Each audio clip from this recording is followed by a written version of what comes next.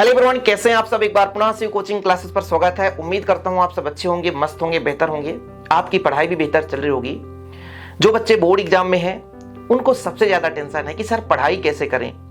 पढ़ने बैठते हैं तो मन नहीं लगता और इधर उधर ध्यान बढ़ जाता है। ऐसा क्यों होता है सर? प्लीज आप थोड़ा सा मोटिवेट करिए।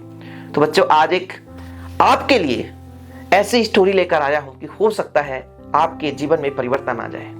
ये कहानी है ना बच्चों, एक महिला से संबंधित है जो एक साध्वी थी, भगवान की पूजा अर्चना करती थी, बहुत ही ज्यादा श्रद्धा भाव था उसके अंदर और हर दिन भगवान के दर्शन के लिए मंदिर जाया करती थी। लेकिन वो एक बात से परेशान रहती थी कि आजकल के लोगों में ये भक्ति भावना रह ही नहीं गया।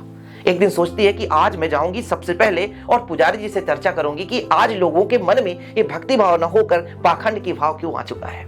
और यही करती है, सुबह जाती है, सबसे पहले जाती है और पुजारी जी से कहती है कि पुजारी जी, आजकल जो लोग मंदिर आते हैं ना, वो केवल दिखावा के लिए आते हैं। यहाँ लोग आते हैं तो भगवान की केवल फोटो लेने के लिए, यहाँ अपनी सेल्फी के लिए फोन चलाते रहते हैं, लोगों से बात करते रहते हैं। यहाँ तक कि महिलाएं जो आती है ना, वो केवल और केवल सारी समस्याएं, सास बहू की समस्याएं मंदिर पे ही आकर रखती हैं। वो यहाँ आकर के पूजा अर्चना नहीं करती, ना तो भक्ति करती है। ऐसा क्यों? पुजारी जी बड़े मुस्कुराते हुए बोले, इस समस्या का समाधान आपको अगले दिन मिल जाएगा। साध्वी बोली, ठीक है पुजारी जी। पर पुजारी जी कहते हैं कि ये दो शर्त हैं, तो आपको काम करना पड़ेगा कल। साध्वी बोलती है, बिल्कुल ठीक है।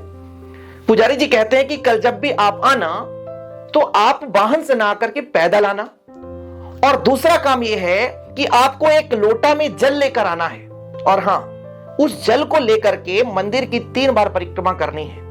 लेकिन एक कंडीशन ऐसा होना चाहिए कि उस लोटे से एक बूंद पानी नहीं गिरना चाहिए। महिला साध्वी बोली कि बिल्कुल ठीक है पुजारी जी, हम ये कर लेंगे।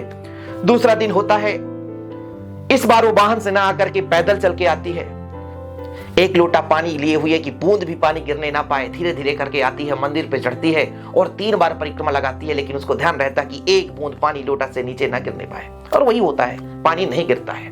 और फिर पुजारी जी के पास जाती है, बोलती है, पुजारी जी हमने वो कार्य कर लिया जो आपने बोला था। अब बताइए, लोगों के मन में श्रद्धा भाव, पूजा भाव, भक्ति भाव क्यों नहीं है?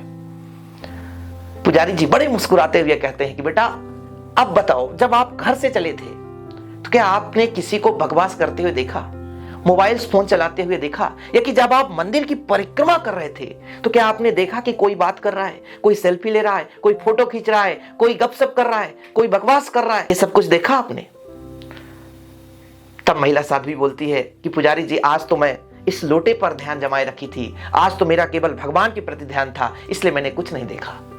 तब पुजारी जी मुस्कुराते हुए कहते हैं कि आपके प्रश्नों का उत्तर आपको स्वयं मिल गया होगा कि जब आपका ध्यान इस लोटे पर था तो आपका ध्यान कहीं विचलित नहीं था। जब आप अपने भगवान के प्रति लीन थे तब आप किसी को नहीं देखे, किसी को गपशप करते हुए, किसी को फोटो खींचते हुए, किसी को सेल्फी लेते हुए।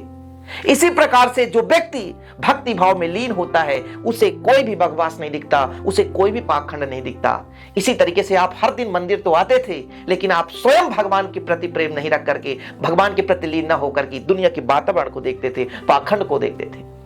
बच्चों, इससे क्या सीख मिला आप लोगों को कि वास्तविक रूप से यदि आप 12th क्लास में हैं, यदि 10th क्लास में हैं और आपको लगता है कि हम पढ़ने बैठे हैं, इंस्टाग्राम में मैसेज आ गया, व्हाट्सएप में मैसेज आ गया, फेसबुक में मैसेज आ गया, दोस्त का कॉल आ गया, यूट्यूब पे थोड़ा शॉर्ट देख लें, तो ये फिर आपका कोई गोल नहीं है और इसीलिए आप भटक जाते हैं और इसलिए आपसे कुछ याद नहीं हो पाता। बच्चे, जिस दिन आप लोग ये फिक्स कर लोगे कि हमें इतने परसेंटेज लाने हैं, हमको ये करना है, इसके बिना हम बैठेंगे ही नहीं, ये करके छोड़ेंगे, उस दिन आपका भी ध्यान उधर न भटक करके उस टॉपिक पे जाएगा जिस टॉपिक को आप पढ़ रहे होते हैं, और वो हमेशा हमेशा के लिए तैयार हो जाएगा। उसी साध्वी के जैसे वो हर दिन पूजा करने आती थी, सिर्फ लोगों को देखती थी कि लोग क्या कर रहे हैं, ये नहीं सोचती थी कि हम क्या कर रहे हैं। ऐसे आज आपके साथ हो रहा है। जिस दिन आपको ये मालूम हो जाएगा कि हम क्या कर रहे हैं, हमारा कर्तव्य क्या है, हमारा कार्य क्या है, वो यदि आपको मालूम हो जाएगा, उस दिन आपसे हर चीज बनेगा और कभी भी आप निगेटिव पॉइंट पर जाएंगे ही नहीं। जो पढ़ेंगे वो याद भी होगा और भूलेगा भी नहीं। इसलिए बच्चों, इधर उधर ध्यान ना भटका करके आप केवल कंसंट्रेट करिए। यदि आप एकाग्रता के साथ पढ़ाई करते हैं तो कहते हैं ना, एकाग्रता ही सफलता की चाबी होती है। यदि आप एकाग्र होकर के पढ़ाई कर रहे हैं तो आप किसी भी प्रश्न को आसानी से याद कर सकते हैं। यहां पर मैं केवल एक प्रश्न को लेकर बात नहीं कर रहा हूं। आप जीवन में किसी भी चीज के लिए मेहनत करें, किसी भी ऊंचाई को पाने के लिए आप मेहनत करें तो सबसे पहले आपका गोल फिक्स हो जाना चाहिए कि हमें इस गोल को अचीव करना है। इसके बाद आप इधर उधर को ध्यान न रखते हुए केवल गोल को फोकस में रखकर आप मेहनत करेंगे तो डेफिनेट रूप से उन ऊंचाइयों तक आप पहुंच जाएंगे। और यदि आपका ध्यान इधर उधर साध्वी के जैसे भटका तो भगवान की कितनी भी पूजा अर्चना कर लो, आपका ध्यान कभी भी एकाग्र नहीं हो सकता है। इसलिए बच्चों हमेशा कहता हूं कि जब भी आप किसी भी पॉइंट को पढ़ो, किसी भी टॉपिक को पढ़ो, एकाग्रता के साथ पढ़ो और मेहनत करते रहो। यदि आप इस तरीके से पढ़ोगे तो हमेशा हमेशा याद रखोगे। तो बस एक छोटा सा कहानी था, उम्मीद करता हूं आपको पसंद आया होगा। पसंद आया तो प्लीज लाइक करके शेयर कर दीजिए। ऐसे वीडियो पाने के लिए चैनल को सब्सक्राइब कर लें। किस पॉइंट पर वीडियो बनाना बच्चों बताइएगा जरूर। जय हिंद, वंदे मातरम।